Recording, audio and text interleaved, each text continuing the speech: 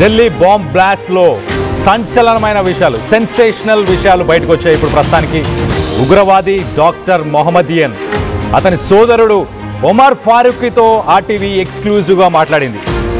ఎవరో మా అన్నని ట్రాప్ చేసి వీరికించారు అని చెప్పేసి ఫారూఖీ అయితే ఆరోపిస్తున్నాడు. దేశానికి ద్రోహం తలపెట్టే వ్యక్తి కాదు మా అన్న, ఎక్కడో ఏదో జరిగింది అని చెప్పేసి ఫారూఖీ వ్యాఖ్యానించాడు.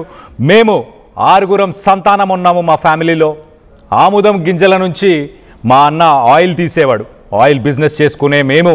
మా అన్నకు విడాకులయ్యాయి రీసెంట్గా, విచారణలో నిజాలు బయటపడతాయి అని చెప్పేసి ఆ టెర్రరిస్ట్కి సంబంధించిన బ్రదర్ ఫారూఖీ చెప్పుకొచ్చాడు. 20 ఏళ్ళుగా హైదరాబాద్లోనే మేము ఉంటున్నాం. ఈ నెల 5న బిజినెస్ డీల్ ఉందని మా అన్న ఇంట్లో నుంచి బయటికి వెళ్ళాడు. రాజేంద్ర నగర్ ఫోర్ట్ వ్యూ కాలనీలో మొహియుద్దీన్ నివాసం ఉంటున్నాడు. చార్మినార్ రెహమనియా మద్రాసాలో మౌలానాగా పనిచేస్తున్నాడు. ఆ మొహమ్మదియన్కి సంబంధించిన బ్రదర్ ఫారూఖీ. మనం ఆ ఫొటోస్లో చూస్తున్న మొహమ్మదియన్.